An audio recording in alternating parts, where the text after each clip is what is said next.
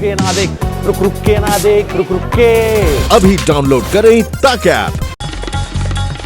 नमस्कार, आप देख रहे हैं आज तक। मैं हूं आपके साथ नवजोत रंधावा। चीन से तनातनी के बीच लेह में भारतीय सेना और वायुसेना ने साझा युद्धाभ्यास किया है और इस युद्धाभ्यास में फाइटर और ट्रांसपोर्ट विमान शामिल हुए हैं। युद्धाभ्यास का मकसद दोनों सेनाओं के बीच तालमेल बढ़ाना था।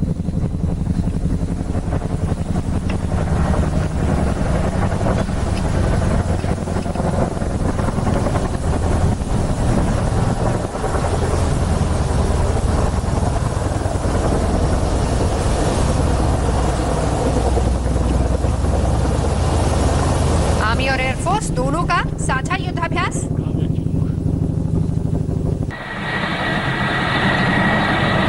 सुखोई लड़ाकू विमान, चिनूक हेलीकॉप्टर्स उड़ान भरी और एलएसी पर ये साझा युद्धाभ्यास किया गया है। चीन को ललकारने वाला युद्धाभ्यास, इसको देखकर अब चीन को सचेत होना चाहिए, सोचना चाहिए हिंदुस्तान की तरफ आंख उठाने से पहले। मकसद यही था कि दोनों सेनाओं के बीच सही तालमेल बिठाया जाए और इसी मकसद से ये साझा युद्धाभ्यास किया गया है। आर्मी और एयरफोर्स दोनों का साझा युद्धाभ्यास। तो चीनी प्लान को पूरी तरह से फेल करने की तैयारी है, जिसके लिए एलएसी पर सेनाएं पूरी तरह से मुस्तैद हैं। चीन को ललकारने वाला ये युद्धाभ्यास, जिसमें थल सेना वायुसेना दोनों का ये साझा युद्धाभ्यास हुआ। सुखोई लड़ाकू विमान, चिनूक हेलीकॉप्टर शामिल हुए। मंजीत नेगी इस वक्त हमारे साथ जुड़ चुके हैं। मंजीत, अब इन तस्वीरों से तो साफ है कि चीन अगर भारत की तरफ आंख उठाता है तो कम से कम उसको ये समझ आ रहा होगा कि नतीजा क्या होगा। देखिए नवजोत, कल चीनी सेना ने गलवान नाला इलाके में अपनी कुछ टुकड़ियों को पीछे हटाने की बात कही थी और कुछ वाहनों को, जो बड़े वाहन थे, उनको हटाया था। लेकिन उसके बावजूद भारत को ये मालूम है कि चीन के खिलाफ फिलहाल मौजूदा हालात में जो रक्षा तैयारियां, उनको किसी भी स्तर पर कम नहीं किया जा सकता, क्योंकि अभी भी चीन गलवान नाला से लेकर उसके अलावा दौलत बेग ओल्डी, इसके अलावा जो पेंगोंग लेक है, वहां पर सभी जगह चीनी सेना की तैनाती पहले जैसी बनी हुई है। और भारत चाहता है कि चीन मई 2020 की जो स्थिति थी सरहद पर लाइन ऑफ एक्चुअल कंट्रोल पर, उस स्थिति में वापस जाए। ऐसे में भारत कहीं भी किसी भी स्तर पर अपनी तैयारियों को कम नहीं करना चाहता हूँ। इसीलिए अभी जो इस वक्त हम लेह में तस्वीरें देख रहे हैं, जो हेलीकॉप्टर उड़ान भर रहे हैं, उसके अलावा दिल्ली में जो सेना प्रमुख हैं, जो मनोज मुकुंद नरवणे, वो रक्षा मंत्री राजनाथ सिंह को पूरे हालात की रिपोर्ट दे रहे हैं, क्योंकि 2 दिन का वो दौरा करके आए हैं वहाँ पर जो ताजा हालात हैं, और सरहद पर फॉरवर्ड पोस्ट पर उन्होंने जवानों से मुलाकात की है। तो भारतीय सेना की तरफ से, वायुसेना की तरफ से जो तैयारियां हैं इस वक्त कंट्रोल तैयारी पूरी है। बिल्कुल, लेह में युद्धाभ्यास हो रहा है। दिल्ली में हालात को लेकर पूरी तरह से इसका ब्यौरा भी दिया जा रहा है रक्षा मंत्री को। आप रहिए हमारे साथ। गौरव सावंत ग्राउंड जीरो से हमें ये रिपोर्ट दे रहे हैं, देखते हैं।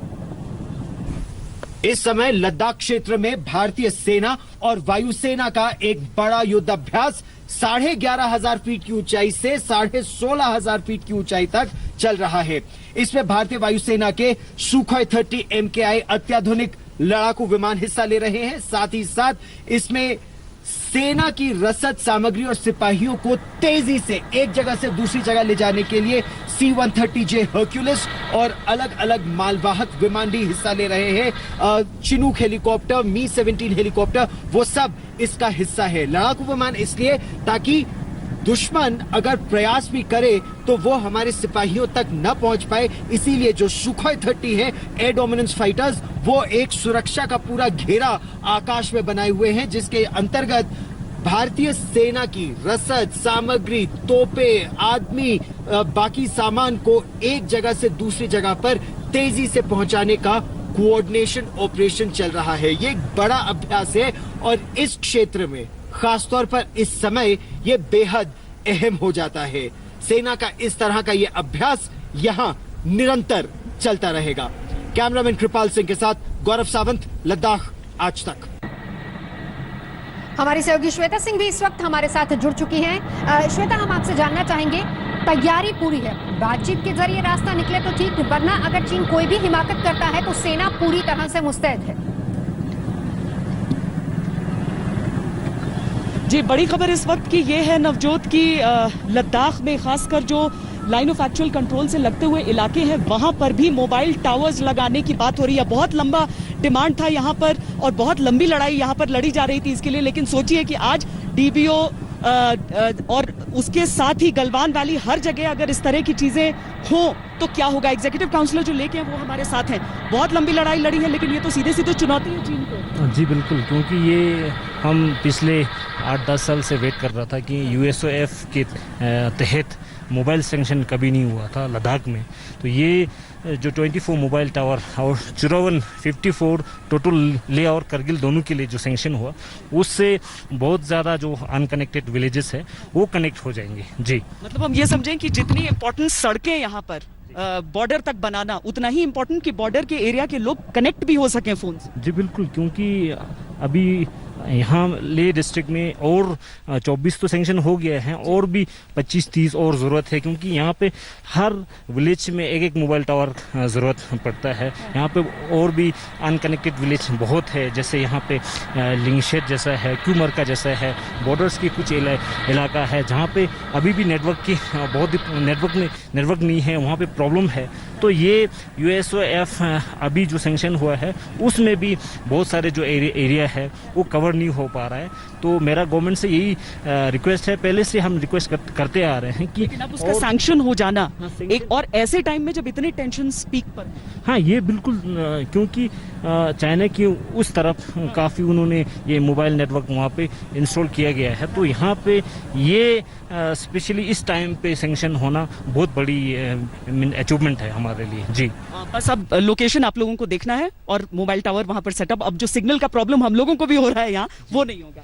हाँ बिल्कुल, अभी यूएसओएफ का जो सेंक्शन हुआ है वो बाज़ाब्ता है विलेज वाइज, जहाँ इन्होंने विलेज वाइज ये सेंक्शन हुआ है तो उसी हिसाब से वहाँ पे लगेंगी। बाकी और भी ज़रूरत पड़ेगा तो उससे काफ़ी अच्छा मीन्स हो जाएगा ये नेटवर्क। बहुत बहुत धन्यवाद हमसे बातचीत करने के लिए। Thank you. तो देखिए नवजोत, जिस तरीके से हम आपको दिखा रहे हैं, ये वो इलाके हैं जहां पर सड़कें तो दूर, सोचिए कि मोबाइल का सिग्नल भी नहीं जा रहा था। वहां तक अगर ये निर्माण का प्रयास शुरू हो रहा है, हालांकि जैसा कि वो बता रहे हैं कि 8 साल से लगभग ये कोशिशें चल रही थी, लेकिन अब जाकर अगर ऐसा हो रहा है तो इससे भी मिर्ची लगने वाली है सामने वाले दुश्मन को। और इससे बहुत ज्यादा स्पष्ट ये हो रहा है कि भारत की मंशा यही है कि किसी भी कीमत पर, किसी भी दबाव में आकर किसी भी तरह की कोताही नहीं होगी। आसमान में हमने आज 5-5 सुखोई एक साथ उड़ते हुए, उड़ान भरते हुए देखे हैं। जमीन पर किस तरह के हालात है वो हम लगातार दिखाते रहते हैं, लेकिन उसके साथ ही ये पहलू बहुत ज्यादा आवश्यक है, क्योंकि किसी भी कॉन्फ्रंटेशन की स्थिति में ये बहुत जरूरी होता है कि आप कितने वेल कनेक्टेड है, कितनी जल्दी आप तक सूचना पहुंच रही है, या फिर कितनी जल्दी आप पहुंच रहे हैं फ्रंट लाइन पर। नवजोत, बिल्कुल, डिजिटल कनेक्टिविटी को और ज्यादा ठीक करने की यहाँ पर जरूरत भी थी और इसी को लेकर सैंक्शन तमाम किए गए। श्वेता, साथ ही साथ हम आपको जो साझा युद्धाभ्यास है उसके बारे में भी चाहेंगे, थोड़ी और जानकारी कीजिए।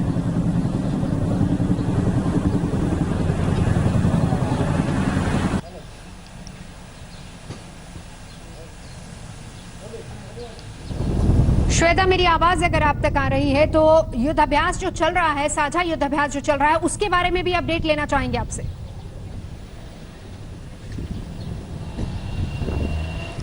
जी नवजोत, दरअसल इंटीग्रेटेड बैटल ग्रुप्स जो हैं वो भारतीय सेना में जब चीफ हुआ करते थे जनरल बिपिन रावत, उस समय से उनका एक प्लान रहा है। जब से सीडीएस हुए हैं, उनकी बहुत बड़ी उपलब्धि ये रही है कि अरुणाचल प्रदेश के इलाके में, पूर्वोत्तर के इलाके में उन आईबीजीज का इस्तेमाल किया जाए। अब जो यहाँ पर हम देख रहे हैं उसे संयुक्त कहें या फिर हम ये समझें कि वायुसेना अपना काम कर रही है। हवाई वो उड़ान भर के, जैसा कि मैंने आपको बताया कि सुबह हम आज तक पर रियल टाइम विजुअल्स नहीं दिखाते हैं, इसीलिए वो तस्वीरें हमने बाद में भेजी, लेकिन एक साथ 5 Su-30 जगह हमें आसमान में नजर आते हैं। इसका सीधा मतलब होता है कि आप अपनी ताकत अपने दुश्मन को दिखा रहे हैं स्पष्ट तौर पर। जहां तक सीमाओं का सवाल है, वहां पर हमारे भारतीय सेना के जवान लगातार तैनात हैं, जो लेह में मौजूद रहते हैं। उनकी ट्रेनिंग उस हिसाब से चलती रहती है, तो वो लगातार न सिर्फ फॉरवर्ड एरियाज में बल्कि यहाँ पर बेस पर भी ये सारे जवान और वायुसेना, क्योंकि वायुसेना हम इतने दिन देख रहे थे कि एक साथ संयुक्त आप नहीं देखते कि सारे विमान फाइटर एक साथ उड़ान भर रहे हों, और इसे अपने दबदबे के तौर पर ज्यादा देखा जा सकता है। तो एक तो देश में ये विश्वास जगाना और दुश्मन में ये एहसास जगाना, ये इसका सीधा एक तरह से मतलब समझ लीजिए। विश्वास और एहसास, ये दोनों सही शब्दों का, एटलीस्ट देश में ये लोगों को विश्वास हो कि हमारी सेना अगर बॉर्डर पर है तो पूरी तरह से मुस्तैद है, और इसको लेकर देश में कम से कम सियासत ना, और दूसरा दुश्मन को भी ललकारना, जिसकी बात आप यहाँ पर कर रही हैं। और इधर अभी फिलहाल बॉर्डर पर किस तरह के हालात श्वेता आप देखती हैं?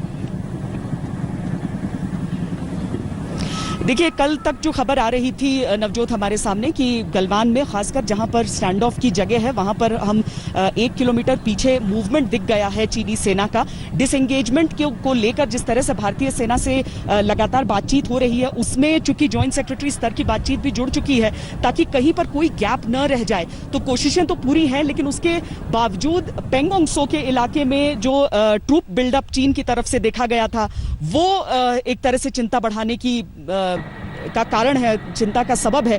तो उन चीजों को लेकर भारत बहुत वॉचफुल है और एक एक चीज को ध्यान में रखकर ही आगे के कदम बढ़ाए जा रहे हैं। इसीलिए हम भारतीय सेना और वायुसेना की इस तरह की ट्रेनिंग, इस तरह की अभ्यास और इस तरह के शक्ति प्रदर्शन की तस्वीरें भी हम देखते हैं अपने सामने नवजोत, क्योंकि ये चीजें बहुत जरूरी हो जाती हैं जब चीन जैसा देश आपके सामने हो जिनकी बातों पर आप उस तरीके से भरोसा नहीं कर सकते हैं, विश्वास नहीं कर सकते हैं। तो बॉर्डर का जो स्थिति है वहां पर गलवान में भले ही थोड़ा सा डाइल्यूशन हम देख रहे हैं, लेकिन चूंकि हम पेंगोंग सो या दौलत बेग ओल्डी को लेकर भी इस तरह की खबरें आ रही हैं कि वहां पर भी कुछ इस तरह की बिल्डअप की बात होती है, तो इन चीजों को देखते हुए बहुत ज्यादा ट्रस्ट नहीं किया जा सकता है। भारत अपनी तरफ से कभी भी अतिक्रमण या आक्रमण नहीं करता है, लेकिन सामने वाले देश के हिसाब से तो तैयार रहता है। बिल्कुल, और तैयारी जमीन से आसमान तक श्वेता हम देख भी रहे हैं पूरी है, और जिसका जिक्र आप बार बार हमें हर दिन बताती हैं, समझाती हैं कि किस तरीके से 2 कदम जब चीन आगे बढ़ता है तो बातचीत के बाद 1 कदम पीछे, फिर भी 1 कदम उसका हो जाता है। और हिंदुस्तान जो इस बात पर अडिग है कि मई से पहले वाली स्थिति जो है उसी पर चीनी सेनाओं को जाना होगा। क्या यहां तक चीन इस बात को मानेगा?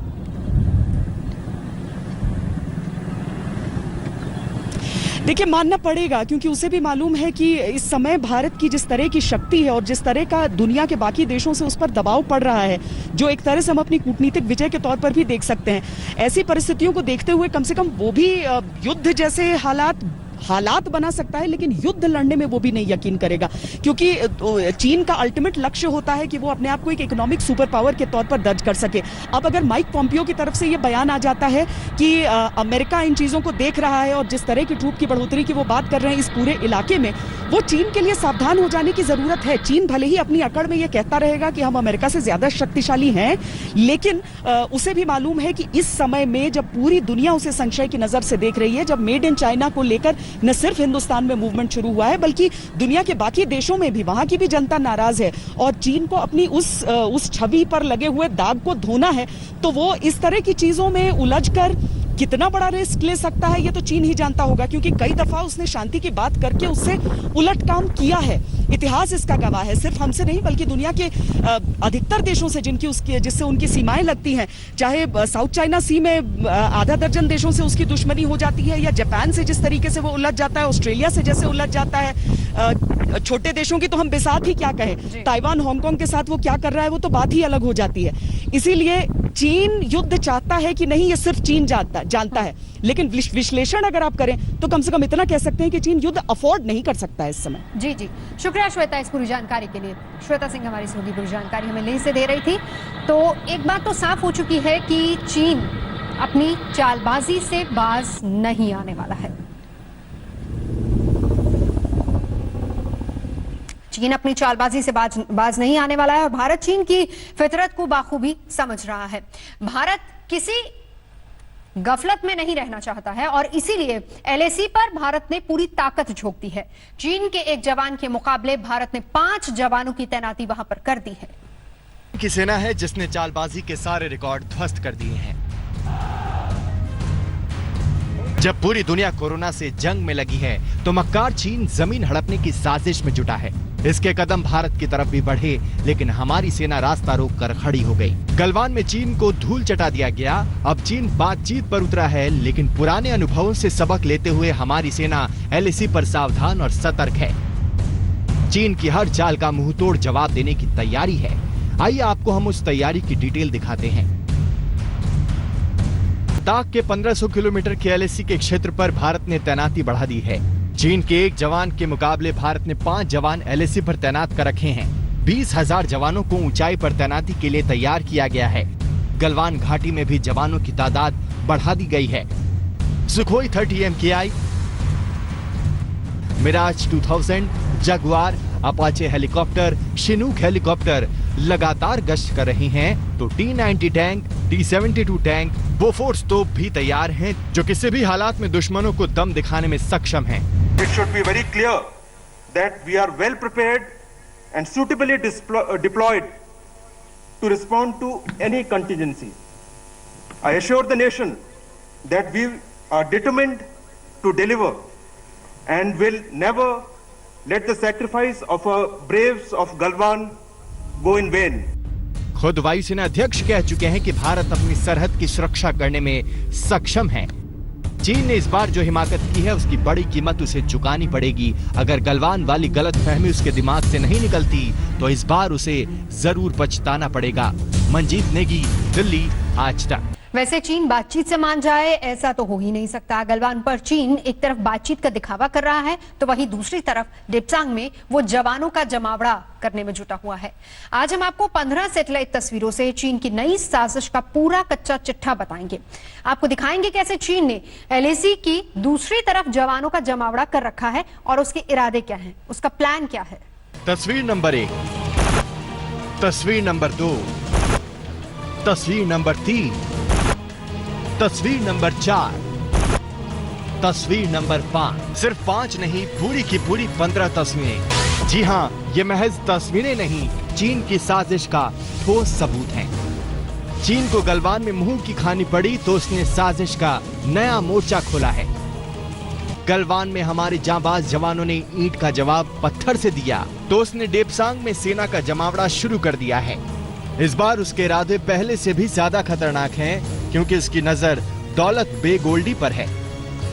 मैक्सा टेक्नोलॉजी से आज तक को मिली सैटेलाइट तस्वीरें डेप्सांग में चीन की नई साजिश को बेपर्दा कर देती है। आज हम आपको एक एक तस्वीरें दिखाएंगे और समझाएंगे चीन का नया षड्यंत्र। चीन की नई साजिश को समझने के लिए सबसे पहले आपको डेप्सांग ले चलते हैं। LAC से सटा डेप्सांग भारत के लिहाज से बेहद अहम लोकेशन है। कैसे वो भी बताएंगे, लेकिन पहले इस तस्वीर को देखिए। डेप्सांग के 2 पोस्ट पर चीन की सेना पूरी तरह मुस्तैद हो गई है। इनमें एक पोस्ट है तियानवेंडियन पोस्ट। इस पोस्ट पर चीन की सेना डेरा जमा रखी है। इस तस्वीर को देखिए, साफ साफ इमारत खड़ी दिख रही है। ये 2 मंजिला इमारत है जिसमें चीनी सेना का एडमिनिस्ट्रेटिव ब्लॉक है, सोलर पैनल है, पानी की पाइपलाइन है। तस्वीरों में ठोस निर्माण भी दिख रहा है जो कि हेलीपैड हो सकता है। अगर आप इन तस्वीरों को और जूम कर प्रोजेक्ट करें तो आप समझ पाएंगे कि ये इमारत कितनी बड़ी और अहम है। सैटेलाइट से मिली तस्वीरों के मुताबिक इस क्षेत्र में चीन की ये सबसे बड़ी पोस्ट में से एक है। यहाँ पर कम से कम 3 इमारतें हैं। इतनी बड़ी इमारतें कि इसमें चीन की सेना की बटालियन की अलग अलग टुकड़ियों को तैनात किया जा सकता है। इसके अलावा यहाँ पर एक हेलीपैड भी है, रेडार्स भी हैं जो भारत पर नजर रख सकते हैं, बख्तरबंद गाड़ियों के आने जाने के लिए रास्ता भी है और एक हेलीपैड भी बना हुआ है। सैनिकों के लिए यहाँ पर बास्केटबॉल कोर्ट भी है और यह दिखाता है कि ये चीन की सेना के रहने के लिए एक परमानेंट बेस है। तस्वीरों में सीमेंट के बंकर भी दिख रहे हैं जिसका कम्युनिकेशन में इस्तेमाल होने का अनुमान है। लेकिन सबसे खतरनाक है रेडॉम रडार की मौजूदगी, जहां से चीन सीधे दौलत बे गोल्डी और सियाचिन ग्लेशियर पर नजर रख सकता है। दरअसल चीन को सबसे बड़ा खतरा भारत के दौलत बेग ओल्डी में एडवांस लैंडिंग ग्राउंड से है। यह एडवांस लैंडिंग ग्राउंड 16,000 फीट से ज्यादा ऊंचाई पर है और तेजी से भारत रसद, सामग्री, सिपाही यहां तैनात कर सकता है और चीन को खतरा यह है कि इससे उसके हाईवे को खतरा हो सकता है। लेकिन चीन का जमावड़ा देखते हुए भारत ने इस क्षेत्र में पहले ही बड़ी संख्या में सैनिकों को और हथियारों को तैनात कर दिया है और चीन का प्लान फेल होना लगभग तय है। अब आपको एक और पोस्ट की तस्वीरें दिखाते हैं। ये फॉरवर्ड पोस्ट 5390 की तस्वीरें हैं। यहाँ भी इमारतें खड़ी हैं जिसकी छत लाल रंग की है जो कि चीनी सेना का रंग है। सोलर पैनल, स्टोर रूम, तमाम निर्माण यहाँ भी मौजूद है। ये तस्वीरें बता रही हैं कि इस बार चीन की चाल ज्यादा गहरी है। रिटायर्ड कर्नल विनायक भट्ट, कोलकाता, आज तक। कश्मीर में के बिजभेड़ा में सीआरपीएफ की पेट्रोलिंग पार्टी पर आतंकी हमला हुआ है और इस हमले में एक जवान शहीद हो गया है, जबकि 3 जवान इसमें घायल हुए हैं। हमले में एक स्थानीय बच्चे की भी मौत हो गई है। सीआरपीएफ की पार्टी पेट्रोलिंग पार्टी थी जिस पर आतंकियों ने हमला किया।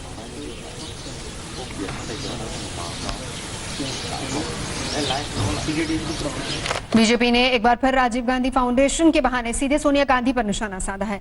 चीन से डोनेशन के बाद बीजेपी अध्यक्ष जेपी नड्डा ने राजीव गांधी फाउंडेशन में प्रधानमंत्री राहत कोष का फंड डायवर्ट करने का आरोप लगाया है। नड्डा ने ट्वीट करके लिखा है कि जिस वक्त पैसा ट्रांसफर हुआ उस वक्त प्रधानमंत्री राहत कोष के बोर्ड में भी सोनिया गांधी थी और राजीव गांधी फाउंडेशन की चेयरपर्सन भी वही थी। उन्होंने आरोप लगाया कि जनता का पैसा परिवार के फाउंडेशन में डालना न सिर्फ घोटाला है बल्कि जनता के साथ एक बड़ा धोखा भी है। जहां भी भ्रष्टाचार का नाम आता है, wherever there is name of corruption, the name of Congress has to be there। वहां जहां भ्रष्टाचार का नाम आएगा वहां कांग्रेस का नाम होना अत्यंत अनिवार्य है। बिना कांग्रेस के कोई भ्रष्टाचार हो ही नहीं सकती है। और आज जिस प्रकार का विषय उजागर हुआ है वो अपने आप में बहुत चिंताजनक है और कहीं ना कहीं ये दिखाता है कि जिन विषयों पर विश्वास होना चाहिए उन विषयों को दरकिनार करके विश्वास में धोखा दिया है। जनता विश्वास करके पीएम नेशनल रिलीफ फंड में डोनेशन देती है और जनता के इसी विश्वास पे विश्वासघात करने का काम कांग्रेस पार्टी ने किया है। जैसे कि नड्डा जी ने कहा है, one families hunger for wealth has cost the nation immensely. ये जो परिवार है, ये जो देश में एक ऐसा परिवार है जो सोचती है कि देश उसी का है, इसी परिवार ने अपने हंगर फॉर वेल्थ के लिए कि सारा जायदाद सारे पैसे हमारे ही पास आ जाएं, उस कारण से जिस प्रकार के घृणित कृत्य को अंजाम दिया है उसका आज पर्दाफाश हम करने वाले हैं। नमस्कार, मैं हूं अंजना ओम कश्यप। हमें उम्मीद है ये वीडियो आपको पसंद आया होगा। लेटेस्ट खबरों के लिए यूं ही देखते रहिए आज तक और इस वीडियो के पसंद आने पर लाइक, शेयर एंड सब्सक्राइब करना ना भूलें।